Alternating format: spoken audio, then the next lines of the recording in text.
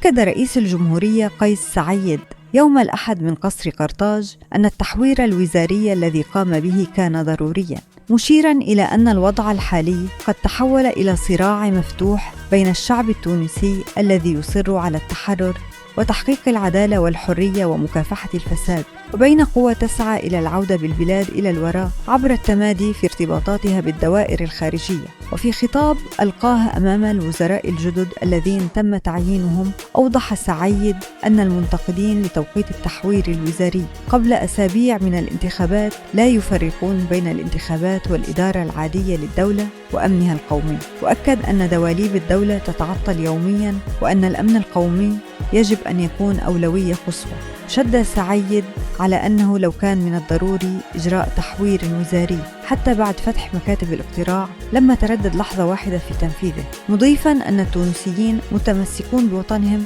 ومستعدون للدفاع عن سيادتهم بلا تهاون. أشار الرئيس إلى أن اختيار عدد من المسؤولين على المستويين الجهوي والمحلي والمركزي كان بناء على تعهداتهم بتحقيق أهداف الشعب التونسي ومطالبه المشروعة، لكن بعد فترة وجيزة من تكليفهم بدأت المنظومة من خلف الستار في احتواء عدد منهم والالتفاف عليهم، مما حول الوضع إلى صراع بين نظام دستوري جديد ومنظومة فاسدة تسعى للعودة إلى الوراء. وأكد سعيد أن هؤلاء لم يفهموا أن تونس دخلت مرحلة جديدة من التاريخ، وأن الدول تعمل تحت ظل دستور جديد أقره الشعب عبر استفتاء. وأضاف أن هناك مراكز قوى تشكلت داخل أجهزة الدولة، وهو ما يستدعي ضرورة وضع حد فوري لهذه الظاهرة. ونوه الرئيس إلى أن الدستور الحالي